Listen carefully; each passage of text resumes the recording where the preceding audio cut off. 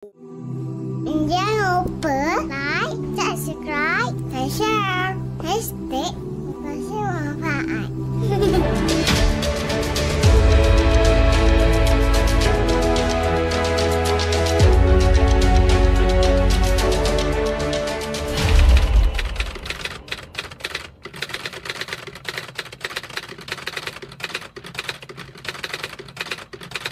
Apa beza haddathana dengan akhbarana? Kalau tuan-tuan baca hadis, tuan-tuan ikut kelas saya ni pun, kita dah berjumpa dengan beberapa hadis yang disebutkan padanya akhbarana dan ada disebutkan juga haddathana. Akhbarana telah dikhabarkan kepada kami. Dari sudut harfiah, dari sudut hurufnya, kalimahnya diterjemahkan akhbarana itu adalah dikhabarkan kepada kami.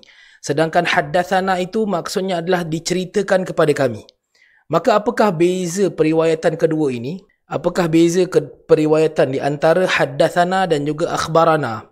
Haddathana adalah satu orang guru yang menyampaikan sendiri hadis ini kepada anak-anak muridnya. Haddathana adalah periwayatan yang disampaikan sendiri oleh seorang guru kepada anak-anak muridnya. Maka saya datang ke situasi di mana saya datang ke satu majlis yang mana guru yang ada di majlis itu membacakan sebuah hadis. Yang mana hadis itu diambil oleh saya dengan cara saya meriwayatkan dengan menyebut haddathana. Guru yang membacakan hadis itu dan saya menerimanya, saya meriwayatkannya dengan menggunakan perkataan haddathana. Baik. Manakala akhbarana adalah hadis yang dibacakan oleh seseorang di samping gurunya atau disebut sebagai muqri' yang membacakan hadis itu.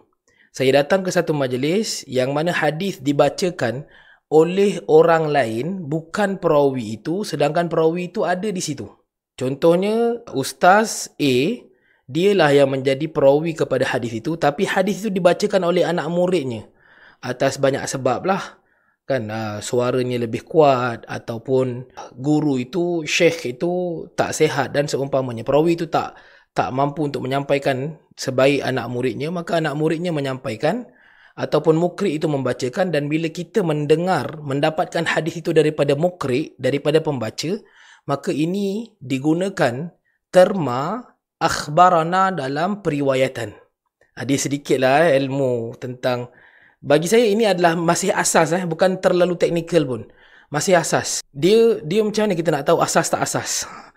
Bila kita baca dengan bacaan yang biasa, mata memandang dengan pandangan yang biasa, hati menghayati sesuatu ilmu itu dengan perasaan yang biasa, dan timbul pertanyaan-pertanyaan daripada apa yang kita nampak pada asasnya, maka itu adalah perkara yang asas.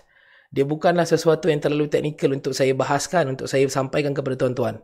So, tuan-tuan sendiri memang akan baca hadis ataupun dengar ustaz baca hadis ataupun dengar mana-mana orang merawikan ataupun menyampaikan, meriwayatkan hadis. Maka tuan-tuan akan jumpa perkataan akhbarana ataupun haddathana. Maka ingat, haddathana adalah perawi Al-Imam Bukhari mendapatkan hadis ini secara direct kepada syekh, kepada orang yang menyampaikan, perawi itu sendiri. Manakala akhbarana adalah perawi, kalau Al-Imam Al-Bukhari mendapatkan hadis ini daripada orang yang membacakan hadis itu. Dia bukanlah perawinya, tapi dia membacakan di hadapan perawi. Disahkan oleh perawi. Maka itu dinamakan sebagai akhbarana. Sebahagian ulama hadis menyebutkan, tentu sekali kita pun faham, kalau direct itu lebih kuat, haddathana lebih kuat daripada lafaz akhbarana. Tapi sebenarnya kedua-duanya lebih kurang sama. Al-Imam Bukhari dan juga Al-Imam Muslim tidak terlalu ketat dalam hal ini. Mereka menisbahkan kedua-duanya sebagai sama. Jadi sebab tu dalam hadis riwayat Bukhari dan juga Muslim, dalam kitab Jami'ul Hadis, Al-Imam Al-Bukhari dan juga Muslim, tuan-tuan akan dapati adanya hadis yang dibawakan oleh Al-Imam Al-Bukhari itu bersifat haddathana dalam rawinya, dalam periwayatannya, ataupun juga akhbarana. Kedua-duanya diterima. Tak teknikal sangat kan? Baik. أبوء لك بنعمتك علي وأبوء